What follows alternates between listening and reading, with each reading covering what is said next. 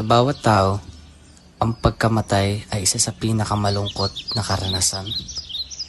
Ngunit sa pagpanaw ng aking lola, tanong ko sa sarili, namatay nga ba siya ng malungkot?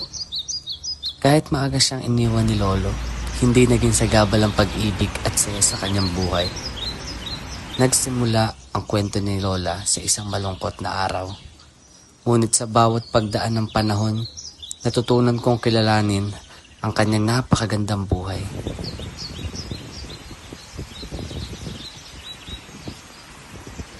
Sa bawat hakbang ng kanyang paglalakbay, iniwan niya sa amin ang alaala ng isang buhay na puno ng pagmamahal at kasiyahan. Ngayon, ang tanong kong muli sa aking sarili, namatay nga ba siya na malungkot?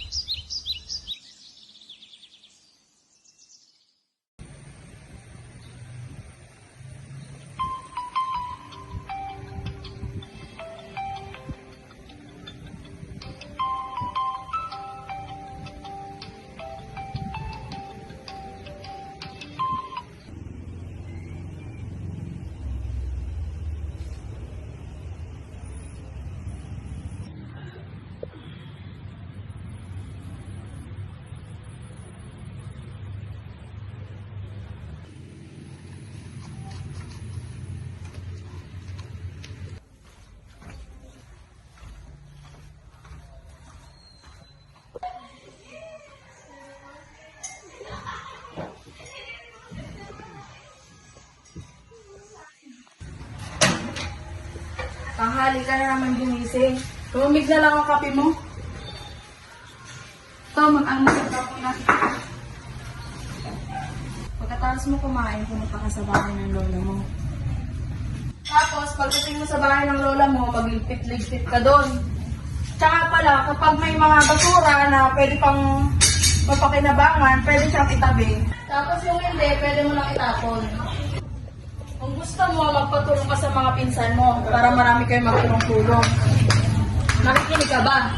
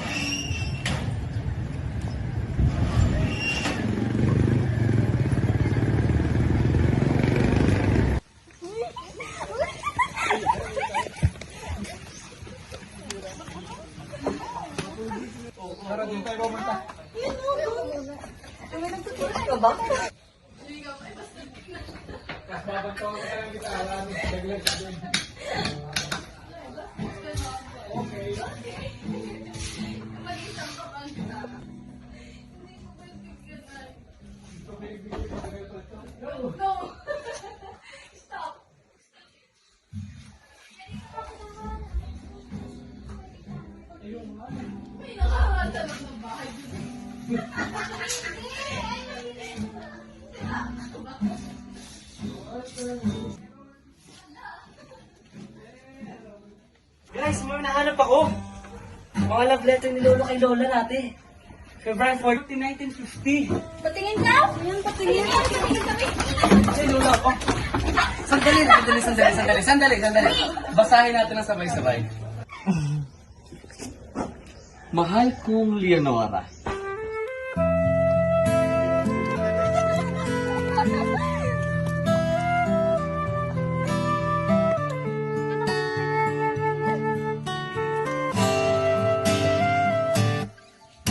Tungalay kong arana para sa dalagang walang kasing ganda.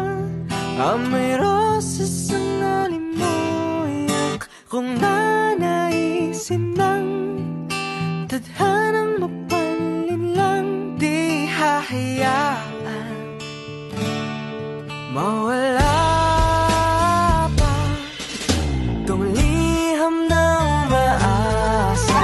Mata mong makabasa, handang gawin lahat, maging pamilya'y ikawan. Na yan lang nakadaman ng wagas na pagkamahal. Hiling ka lang naman na